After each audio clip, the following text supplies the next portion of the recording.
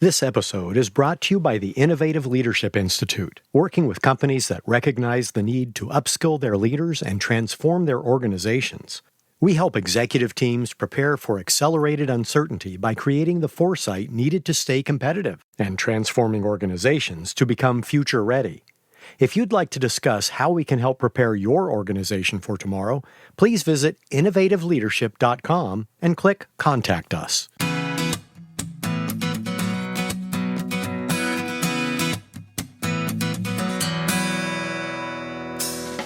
I'm Maureen Metcalf, and this is Innovating Leadership, Co-Creating Our Future. As the founder and CEO of the Innovative Leadership Institute, I'm constantly looking for information that helps you become future ready. Today's guest, Dre Baldwin, is the CEO and founder of Work on Your Game, Inc. He'll do just that as we discuss the pro-athletic mindset in business and life. Welcome, Dre.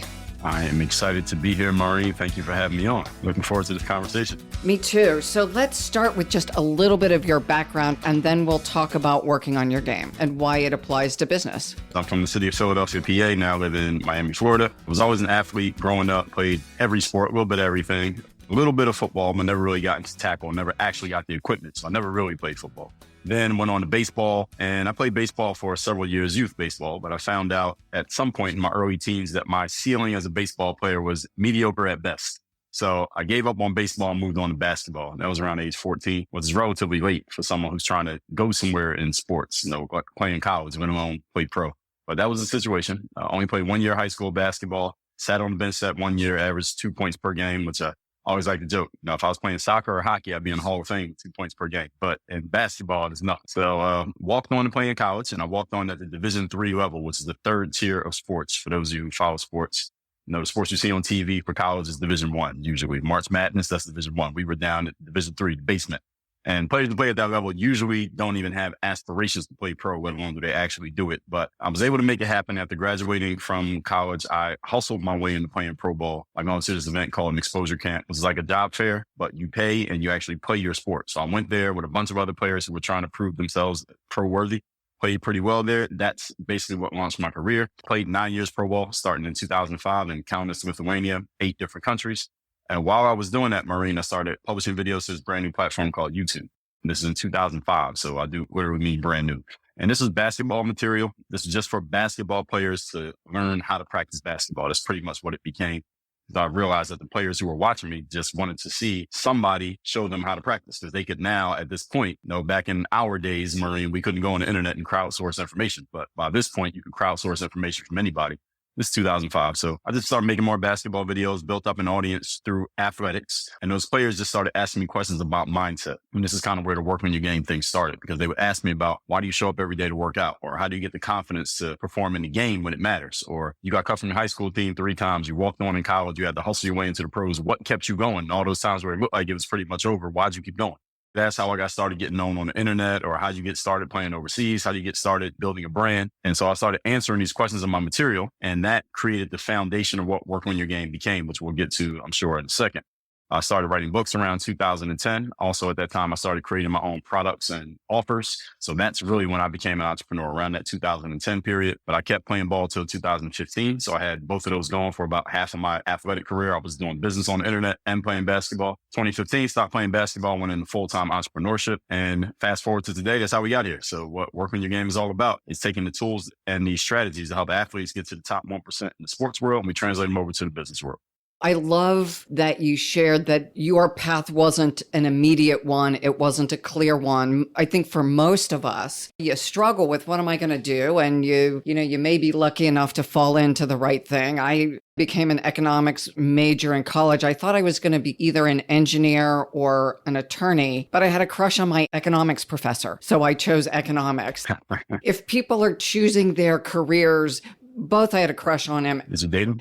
I did. But 20 years later, not in college, Okay. did not do anything inappropriate. Okay. But the economics stuck. I loved it. And yet I graduated from college not being clear what economists did. So then there's get the first job, and went into corporate finance and, made the meandering career, got my MBA. The reason I'm saying this is, for so many of us, the path just isn't obvious. Even for you as an athlete, it sounds like you weren't sure which sport. You knew you loved sport, but once you started playing basketball, you weren't the best kid on the court. For the best kid on the court, it's probably an easy decision. For the rest of us who are not the best at the thing, we've got to figure out what the thing is and then continue to show up every day. Because for most of us, it's hard a lot of the time. What keeps you getting up and going to work? What makes that possible on the days where you'd rather go back to bed and not look at your laptop? Great question. So there's a whole framework around discipline that we call the third day.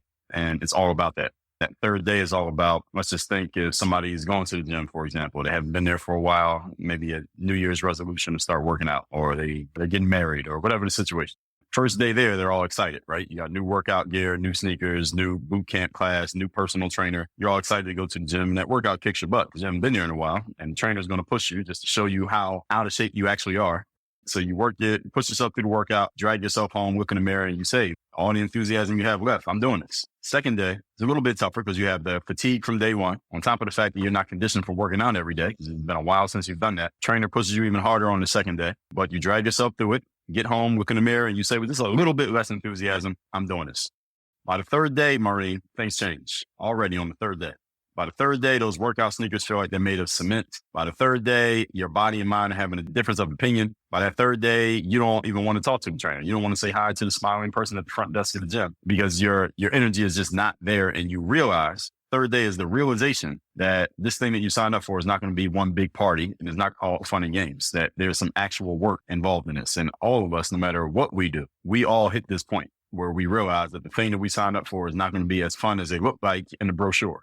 And the third day is not just the occurrence of what occurs. It's the decision that you make of what are you going to do in that moment. Are you going to show up and deliver consistently like a professional, even when you don't feel like it? Or are you going to do the opposite and be an amateur? But what makes a professional is, by definition, a person who does something as their main paid occupation.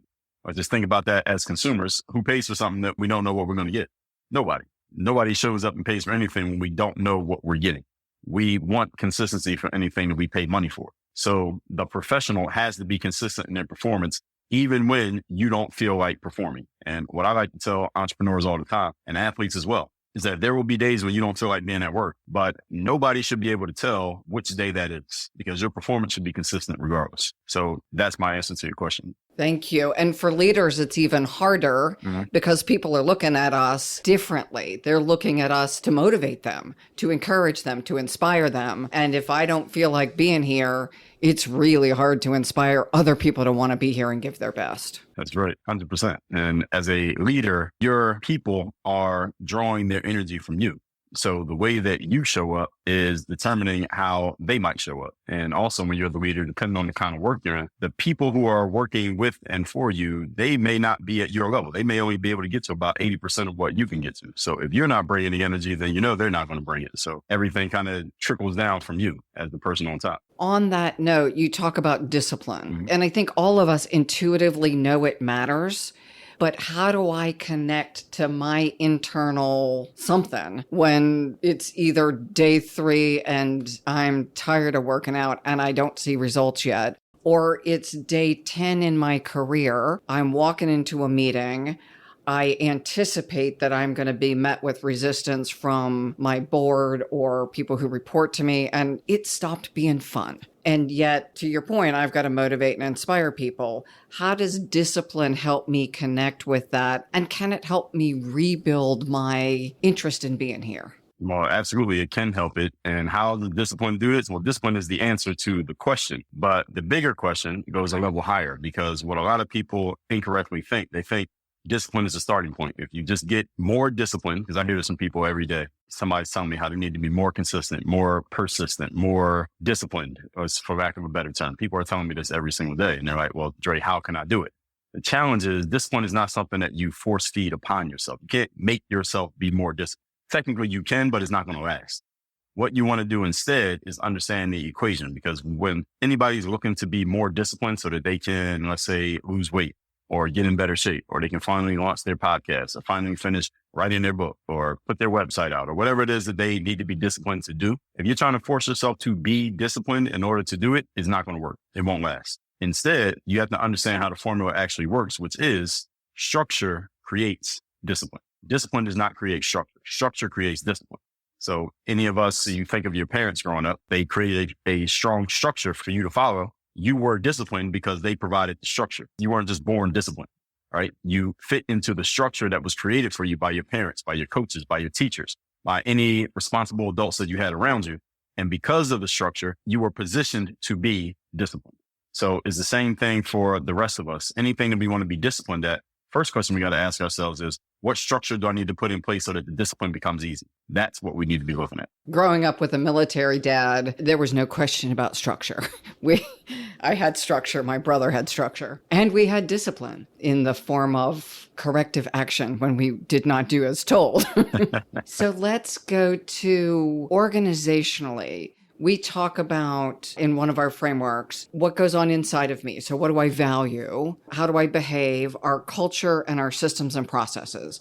And my assumption is when you talk about structure, it is the systems and processes we build, but also the culture that reinforces the unwritten rules, not I get docked pay or I get a pay raise, but what do people say to me and about me when I'm in the room and when I'm not in the room? That's right. And as a social species, some of that matters. 100%.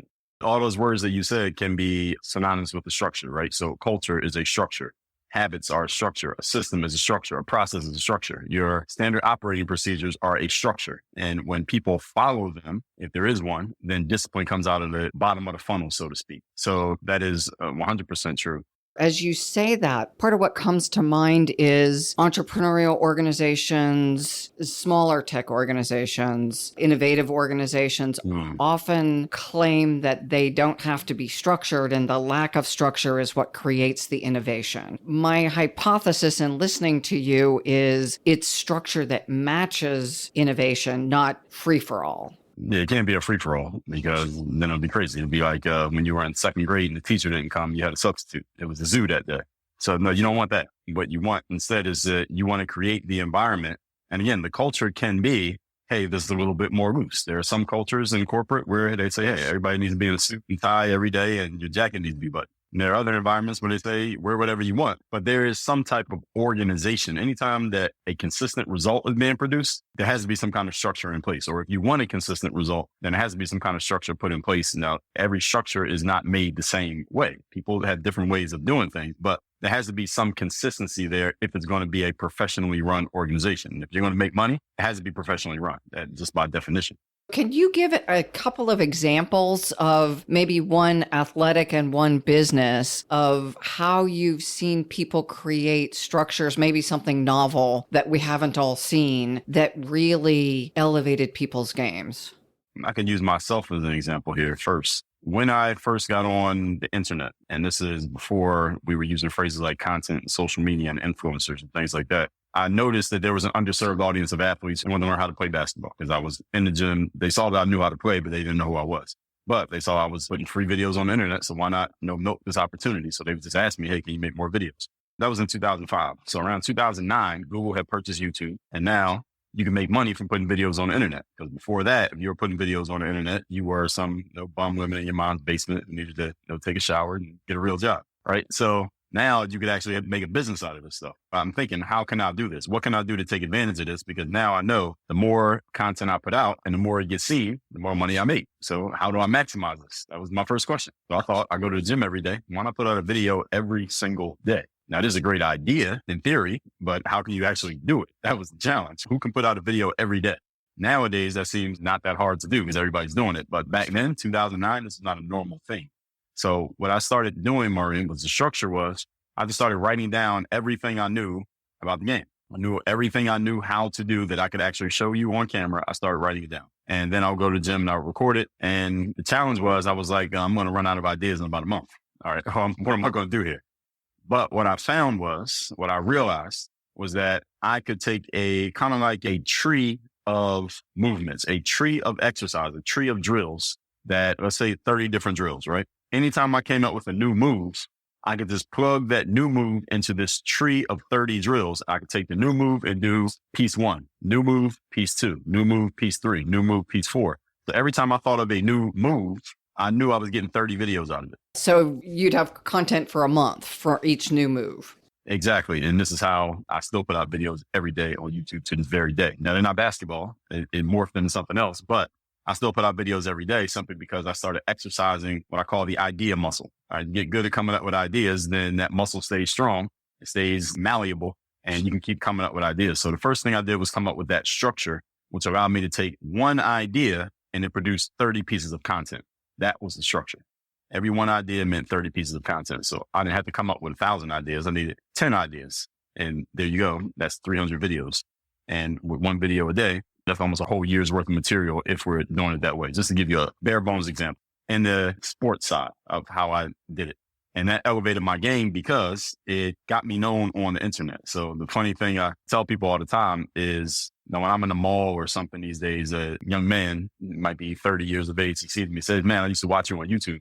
And I did all this work to become a professional athlete, but nobody knows me from playing professional sports. They all know me from YouTube, right? They all know me from these YouTube videos. Nobody knows me from my actual career. So it's just funny that it worked out that way.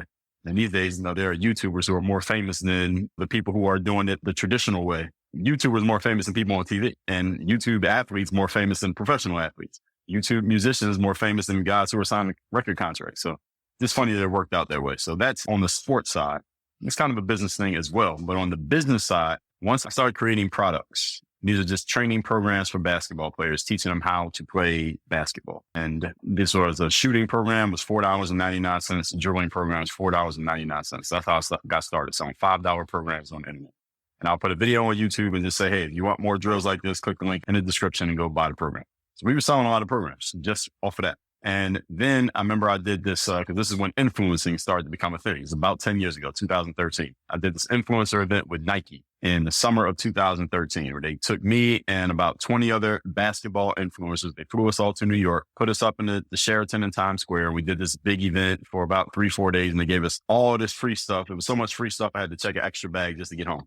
I remember following up with the people from Nike because there were some higher ups there that were working the event. And I was following up with them like, look, you all are putting videos on YouTube, but y'all aren't really using it the right way. The NBA players that you all have, because they had the endorsees, right? These guys can't explain basketball. They can play, but they can't explain it. My key skill was I could explain what I was doing. And the players, they can play, but they couldn't break it down. So I wrote up a proposal to them. Let me take over your YouTube channel and let me make the content. And they took it up the ladder and came back down the ladder, and the answer was no. All right, you can't do it. We're going to have the NBA guys do it.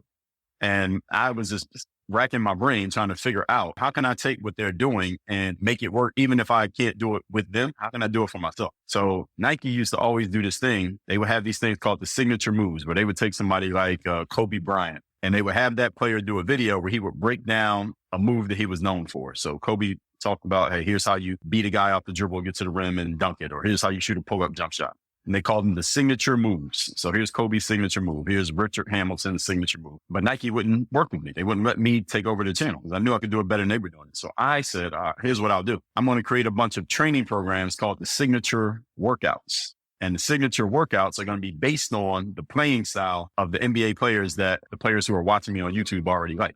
I'm going to make a workout program that's based around Kobe Bryant's game, or I'm going to make another one based around Michael Jordan's game, another one based around Stephen Curry's game. So I made all these programs based around the skill sets of the players who were already out there and already known. So then when I went to my audience and said, hey, I made these signature workouts. So if you want to learn how to play like James Harden, get this program. You want to play like Kobe, get this one. You want to play like Steph Curry, get this one. And the players loved this. They ate this up. And that was, to this day, Maureen, probably the best business idea I ever had, was coming up with those programs, because the players were no longer getting the programs because Dre said it. They were getting the programs because they wanted to be Kobe.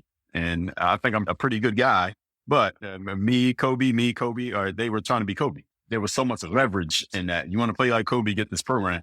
That worked a lot better than saying, hey, you want to play like me. And the structure was, all I did was think of a player. I took a bunch of videos that I already had, drills I had already done that were similar to that player's playing style. Because again, my skill as a basketball player was not only my ability to explain it, but also my versatility. You could take and name any player, I could basically copy their moves and show you how to do it. So I could be this guy this day, this guy the next day, this guy the next day. And I would just put those drills together in a program, break them down, explain it in words, give them a link to the video so they could follow it and do it on their own. And then I made programs off of it. So that right there was again, one of my best business ideas that I ever had. No ads either. No ads either. I love the idea that you are creating the structure for the program. But the other thing I hear, and I don't know if this is considered the discipline, is you may have 100 ideas, but you sift them down and pick the ideas you're going to focus on, and you take that from idea to revenue. I haven't heard you say, and then I flailed around a little bit and that one didn't work. I'm guessing you may have a couple that weren't as effective as others. Oh, yeah. For every one that worked, I had 10 that didn't. So absolutely. So how do you know which one's not going to work? And the idea of you fall in love with your babies, right? This is my thing. And how do you know when to invest and when to stop investing? Oh, well, I never fell in love with my babies. I never fell in love with them. The first program I ever put out was the training programs, and they immediately worked because I tested it first based on a experiment that I got from Tim Ferriss. I'm sure you're familiar with him, 4-Hour Work Week guy. And he just said, get a 1-page free hosting website, and say what the name of your product is, give a brief description of the product, and then put a little button that says, buy this program now and then put the price. And when someone clicks on that button, it takes them to another page that says, this product is under construction, but as soon as it's ready, we'll email you and let you know it's ready. And get people to put their email address in. He said, don't go to the people who already know you because they might do it just because they like you. Put $5 into Google ads and drive traffic based on your keyword to that website. So you get people who don't know you and never heard of you before, see if they put their email address in. Now, as a disclaimer to everybody, you cannot do this with $5 in Google ads today. Now, this is 2009. You spend $5. Today it'd be about $500. But I did it with $5 and people who never heard of me were putting their email address in. That's when I went and made the program and it immediately took off. So as far as your point there, how do you know when to get rid of something? Or once I put it out, I would see what's the response. Or is anybody responding to this or are they not? And when you're selling programs at $5, $10, $20, it's not like it's a price thing. It's just do people want this or not? Now, if you're selling a $20,000 program, now you got to be a little bit more discerning as to why people aren't buying. That may be a different reason. But for $5, either you want it or you don't. So that's how I was able to not waste too much time on contemplation.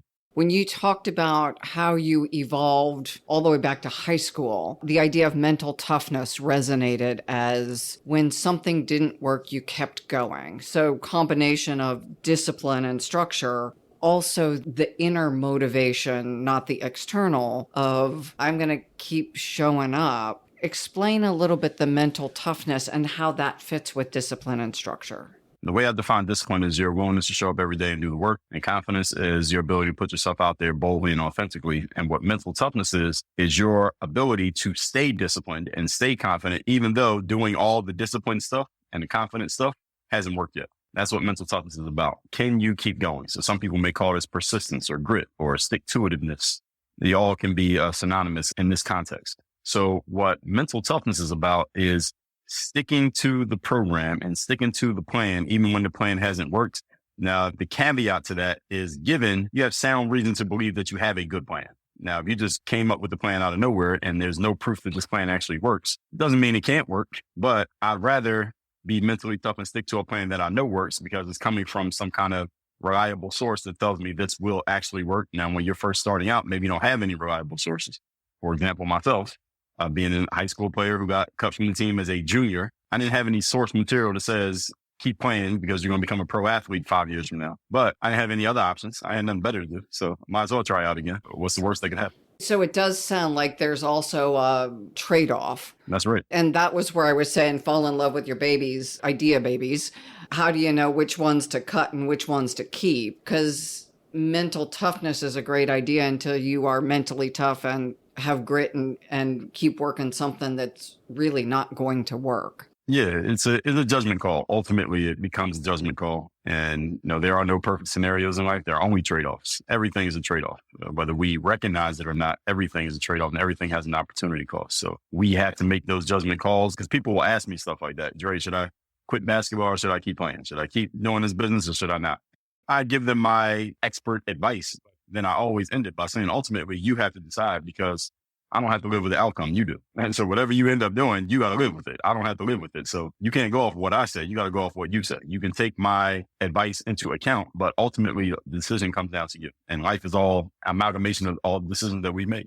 So it sounds like somewhere along the lines you developed a business acumen, for lack of a better term, an ability to make those trade-offs and know where to invest your time. As a 14-year-old, that decision was very different, presumably, than it is now, because now you do have other choices. And investing your time in something that's not going to work, you want to minimize. At 14, you're just playing around. You got time to waste. So how did you develop that ability to make good trade-offs, to not fall in love with the ideas? Because so often I work with leaders, myself included sometimes, that I hope I'm not in love with bad ideas, but it takes a while to figure that out. It's not being emotionally attached to whatever the thing is. You are maybe emotionally attached to the end goal, but you're not emotionally attached to the steps in the process. You can't get emotionally attached to a tactic because tactics come and go. Strategies change a little bit less, but principles never change. Principles govern the strategies govern the tactics. So when it comes to the ideas that I come up with, I look at them as they're like tactics. I might have a great idea for, maybe I'll make a video about this. I'll make the video, put it out, video bombs. Nobody likes it. People don't get excited about it the way I thought they would be. It's okay. I'll make another video tomorrow. So I don't get married to the idea. What you get married to is the overall outcome, which is I'm going to continue putting material out there so that my name is visible and findable. So if somebody is looking for something that I talk about, they will find it because I'm going to be somewhere in that search result. That's the principle. The strategy is I'm going to do it through YouTube and podcasting and appear on other people's podcasts. That's the strategy. And the tactics may be the different ways that I can do it. So maybe I'll use a GoPro camera. Maybe I'll hire somebody with a camera. Maybe I'll use my iPhone camera. Those are the tactics. So I'm never married to those. So it's just the different ways that I go about the things that I'm doing. And for me, I graduated from Penn State with a degree in business, even though I started as a computer science major. Then I went to a psych major. Then I graduated with a business degree. I'm glad I switched to business because the only reason I did computer science is because I was into computers. But what am I going to do in a computer? I'm going to do business. And in psychology, I was always into reading books, and human psychology they now call personal development and professional development. But I can get that at the bookstore. I didn't need a college professor to teach it to me. So I'm glad I ended up in the business major. Do you have a clear life purpose? This is why I'm here on the planet and what I'm committed to doing. Because my sense is while you're doing things that look disparate, there's probably an organizing principle underneath all of them. Yes, it's a great question. And I tell this to entrepreneurs all the time. I ask them this rhetorically: what is your reason for existing? And I'm specifically talking about business and the marketplace. Why do you exist? What are you bringing to the table that is not already on the table? Because if you don't know and you can't answer it, then why do we need you? And that's a big question. Everybody has to be able to answer that. So for me, the biggest thing is taking this whole philosophy of work on your game is really helping people understand that there is a process from which, regardless of where you start, you can take yourself where you want to go as long as you have the right tools and you have the right mindset. And it starts with the mindset. Mindset is the foundation. Everything is built on mindset. All successes, all failures, the foundation of them is your mindset. On top of that, we build the game plan, which is the strategy. What do we actually do? What's the game plan here? Third thing is the system. How do we actually make the game plan work over and over again? How do we execute the plan consistently? And then last is the accountability. How do you hold yourself accountable and also your plan accountable? Because sometimes you're executing properly, but the plan just sucks. So sometimes we got to fix the plan. Sometimes we got to fix the person, but making sure that there's a system of checks and balances, making sure that everything is working the way it's supposed to. So for me, it's about, you can get to anywhere that you want to go as long as you're willing to put in the work. You understand what game you're in and you learn how to play that game. How do you help people figure out what game they're in? They got to give me some information first. When I'm talking to entrepreneurs, I'm often surprised, Maureen, a lot of entrepreneurs don't know what business they're in. It depends on what the person is trying to do. And I ask them, do you know what business you're in? Do you know what game you're actually playing here? And often they don't. So it depends on who they are and what they're trying to do. Once I get some source information, not much, I can help them figure it out. And every entrepreneur is in the business of generating revenue. How often are people that you're working with also trying to do something with deeper purpose? So let me give the example of what I think I'm doing. I would say the world is at a point of significant change. And the direction any organization goes is influenced heavily by its leaders. Effective leaders increase the probability of positive outcomes. Really bad leaders increase the probability of a negative outcome. Right. That's my why. How do I help leaders in organizations influence their organizations, all of the humans that work for those organizations, their families, the communities involved. Leaders are the lever for all of that. So when you're working with entrepreneurs, are you helping them connect with their why? It depends on what they want. So when I'm working with an entrepreneur, it really depends on why they are coming to me. Sometimes they're coming to me because they just want to get better at communicating. One of my clients right now, she's in the medical space, and her challenge is sometimes she gets a little bit long-winded, and she likes to bring all her friends into group text, and some of them get annoyed at her and they think she's being unprofessional, and she is a little bit too friendly to strangers on the internet, and she ends up talking to people who are not even real people on the internet, and then she gets all distraught about it. She wants to get better at saying no to people, just being able to say no. And she came to me for that because she heard me talking somewhere and she just liked my style and said, you could probably teach me how to be more like this type of person. And she was right.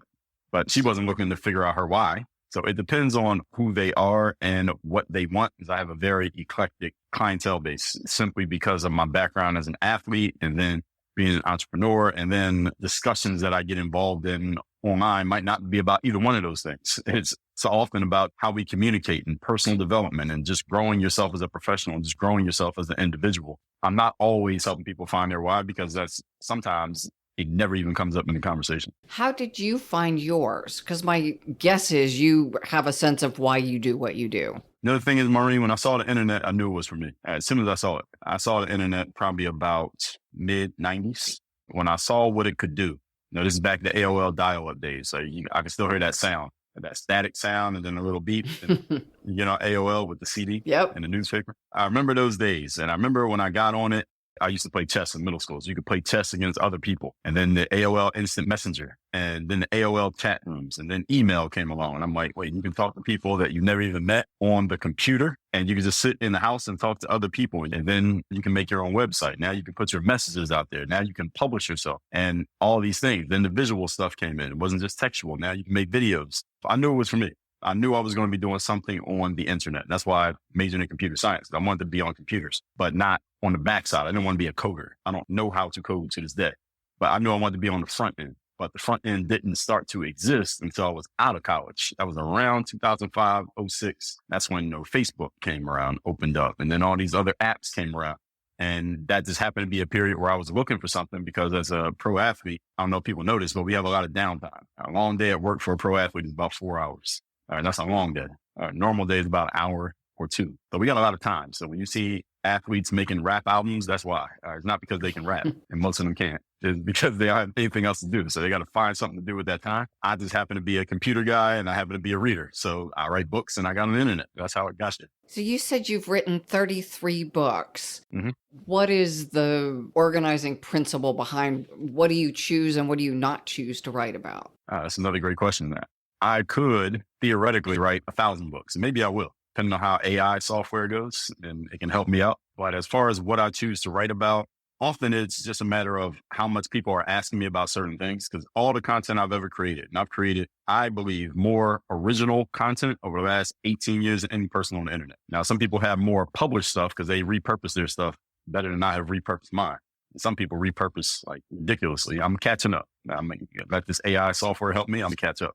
But as far as original content, I've created more than anybody. And the way that I create content is all based on only two things. Number one, a question that I keep getting asked over and over again. And number two, a challenge that I see, and I understand that people, there's a question that if they answered that question, they would solve that challenge, but they don't even know what the question is. So I answer the question for them. I present the question to them. I tell them why this is the question that you don't even know you need to ask, and then I answer it for them. All my content is based on those two things. And nowadays, Maureen, 99% of my content is me telling you the question that you didn't even know to ask. The ones that people know to ask, I've already answered those. I'm just thinking of Steve Jobs anticipating what people needed in technology before they knew they needed it. I never said I need an iPod. Right. Now, Steve Jobs, he was an anomaly, because most entrepreneurs who do that fail. It'd be better to just solve a problem that you know exists than to create one and hope that you're right. Now, he just happened to be a genius, but most of us ain't geniuses. Well, and you've said, though, you've answered the things people are asking. Now you anticipate, which is what you do after decades of experience, not your first day in business. Yeah, exactly. He had been around for a while before that came out. Many people didn't know about him, but he had been around. To your point, he's an anomaly. That's like people thinking they're Steve Jobs is like saying, I don't need to go to college because Steve Jobs didn't go to college. Well, yeah. LeBron James didn't go either. Again, an anomaly. Right. We can all find them, but that's not my justification for not doing something. Yeah, you need a better reason than that. And again, I'm not advocating that everyone should go to college. I'm rather trying to make the point that you can't pick out someone who is an exception to the rule and use it to justify. Yeah, I tell people that all the time. The exceptions prove the rule. They do not negate the rule. So how about personal initiative? It seems like anyone who's done thousands of videos and written 33 books has a lot of personal initiative. How does this fit into your framework and what drives you? And the thing is, with the personal initiative, it's what puts all this stuff to motion, because the other three parts of it are discipline, which is a mindset, it's a way of thinking. Confidence, also a way of thinking. Mental toughness, also a way of thinking. A challenge for a lot of people these days is that we spend too much time thinking, not enough time doing anything, because people get lost in the sauce of consuming information. I call them, in my book, Working Your Game, I call them pigs, professional information gatherers. And because we have access to so much information these days, it's very easy to just consume more and more information. I talk to people all the time who say, well, Dre, I want to start my business, but let me do some more research. I was talking to a guy about 2 weeks ago. He's in the medical space and he wants to leave the medical space and he wants to start his own consultancy, consulting the same people who he works for now. So he's basically going to leave the job and basically turn his employer into his client. And I said, okay, well, how soon are you going to start this business? And he said, well, I need to do some more research on LLCs and how I'm going to do my stuff and websites and things like that. And I said, all right, how long is that going to take? He said, that'll take me probably about 6 months. I said, you can figure all that out in about 6 hours. And the whole point is, what people do these days, they get lost in the sauce of gathering information because there's always more information. Mm-hmm. If I go read some information right now, I'm going to see something I didn't know about. It's going to lead me down another rabbit hole. I'm going to be in another lane, read another book, take another course. And before you know it, 3 weeks have gone by and I haven't taken any action. So what I tell people is to have that action bias. And that's where you're more leaning towards doing stuff than thinking about stuff. So personal initiative is about taking all this mindset stuff and all the knowledge that we have, and we have access to vast amounts of it these days, and actually putting it into action so you can get what we call activity knowledge, as opposed to what some people we used to call book knowledge. I don't know what they call it now, but instead of passive knowledge, you have activity knowledge, meaning you know it because you've done it. And I tell people there are levels to this. You don't know something until you've actually done it. You don't truly know it until you can teach it. You don't really know it until you get somebody to pay you to teach it. So there are levels to this. Dre, let's circle back now as we think about how all of this applies to leaders. What guidance do you have for leaders as they think through how do they apply these ideas for themselves, structure, discipline, confidence, and taking action? And how do they help create the container, so to speak, to ensure that the employees who work with them and for them are also delivering their personal and professional best? Most leaders are generally pretty solid at these things when it comes to being disciplined. You got to be disciplined at some level to become a leader. You definitely have to be confident, and you're going to have some mental toughness, because as a leader, you're taking all the arrows, right? You get hit first, and then the initiative to go and do something. The challenge is often what I've found with leaders is that because they're the type of people who are so goal focused and outcome focused, that either A, they're putting so much into their professional lives that they need help with putting these same things to work in their non-work lives. So for example, I have clients who earn upwards of $500,000 a year, but they're always at work. So they're not working out. They're not spending as much time with their kids. So they're having issues in their relationships, those kind of challenges. So I'm helping them more on the personal side. They're not asking me to help them make money because they already know how.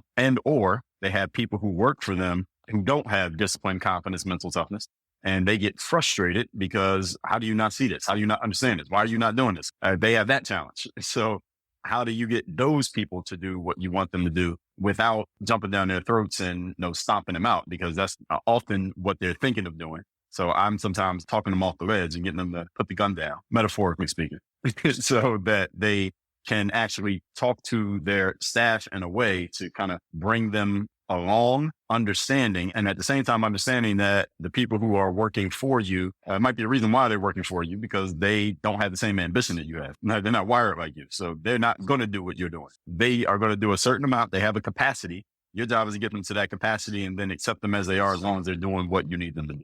How do you help get them to that capacity? And I realize each situation is different, so just in broad strokes. The first thing is talking to the leader, because usually I'm talking to the leader and I'm learning from them, third party, what are the strengths and weaknesses of this person? Why'd you hire this person? What do they bring to the table that's actually helping? What are they doing that is really annoying and frustrating you? And once I get clear on exactly what that is, I tell them, okay, so you want them to do this, this, and this. Do they want this, this, and this? And what are they going to get out of it? You got to get those things aligned. You got to get their goals aligned with your goals. And if they're not aligned enough, they might have to go. But usually those goals can be aligned enough. What does this person want? Or they want to make this much money. They want to have this kind of residual. They want to have these things. All right. You know that they want to have these things. You're sure about that. They say, yes. Okay. What do you want them to do? You need them to do these things. All right. Where's the alignment between what you want and what they want? And then the conversation needs to be based around that. And what I am often helping leaders understand, and this, Maureen, this may just have something to do with the type of person I am, because these are the type of people who I attract. It's helping them understand that the conversation can't be about what you need them to do, because you already tried that. Before I came into the picture, you already tried that and you got as far as you can get. Conversation needs to be about what do they want and how doing what you want them to do will help them get the outcomes that they want. And then you coaching them along and putting a structure in place that makes it simple for them to know what they need to do moving forward and doing it consistently. You know, as we look at all of the employee engagement kind of constructs and the issue with quiet quitting and large numbers of quiet quitters, large numbers of people disengaged, it does seem that one of the biggest missing pieces, and this comes from the harmonic vibrancy framework, is that we don't often ask people, what's their why? How do I help you accomplish the thing you care about? Whether it's funding your kids' college education or getting the next sports car or donating to your church, whatever the thing is, how is this experience or the income or the opportunities, how are those as a package allowing you to get closer to something you care about? The type A personality people, it's not just that they don't ask, they don't care. They don't care. All they care about is let's hit the bottom line. Yeah. Let's win the championship. I don't care what you want. Did you see the Michael Jordan documentary a couple of years ago? Chicago Bulls, The Last Dance? I don't think I did. Michael Jordan's a type A personality type of guy. He was not the kind of guy who would put an arm around your shoulder and console you and be empathetic. He's not that type of guy. All he cared about was we're going to win as much as possible and win the championship every year.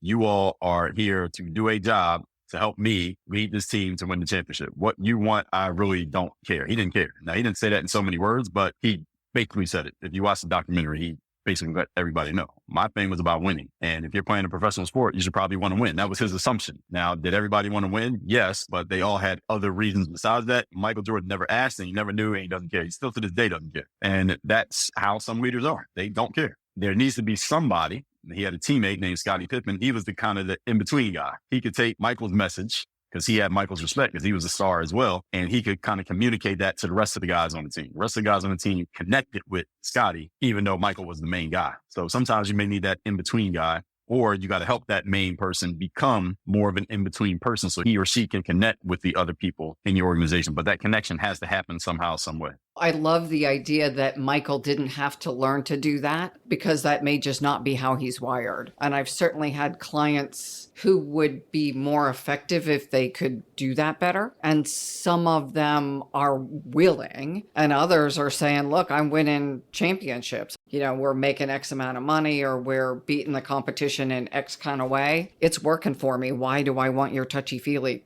crap? But if you've got Scottie.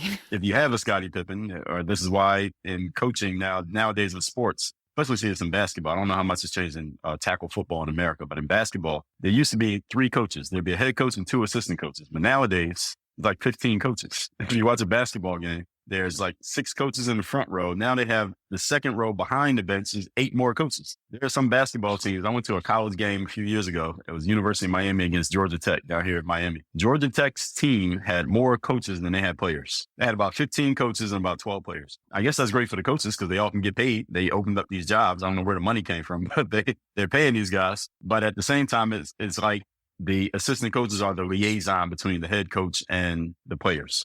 So I guess that's a thing in the sports world. I don't know if that's existing in the business world right now. So the leaders still have to figure this out. I would say in the business world, the organizations who are most successful either have leaders with both I want to say universally with my clients, we've got some people who are brilliant at both, and that's probably true in sports as well. And we've got some people who aren't, and they may get better, but they may never be good. And recognizing that we need the liaison, the Scottie Pippen on the team, allows people to play to their strengths. You don't get to be a complete jerk, but you may never be good at being personable. Then the question is, how much does it matter? And does it matter at all? So you see the movie The Wolf of Wall Street? Yes, that I did see. All right. So you saw how Leo DiCaprio, Jordan Belfort was. He wasn't that type of guy. His drive was about, we're going to make as much money as possible. And he assumed that if you worked there, your goal was to make as much money as possible. And anybody who didn't have that goal didn't last. Even Amazon, they have their principles of leadership posted on their website. And one of the things Jeff Bezos is famous for saying, if you want work-life balance, you want to go to your kids' soccer games, you want to be able to go to dinner with your wife, this is not the place for you. You are here because you are driven to achieve. And if that means working 70 hours a week, then that's normal. And that's not a outlier. That's the normal way that we do things around here. Now, I don't know if that's still the case because he's not even the CEO anymore, right? But that's what he was saying in his prime, no pun intended, when Amazon was doing their thing. I worked with large consulting firms early in my career, and it becomes your life. I was in those jobs for 12 years, and I spent 12 years on the road. So every week, either Sunday through Friday or Monday morning through Thursday night was as short as it got. And that was an investment in my professional development, just like college. It just happened to be the path I chose. It's probably similar now, and there are certainly companies who will do that.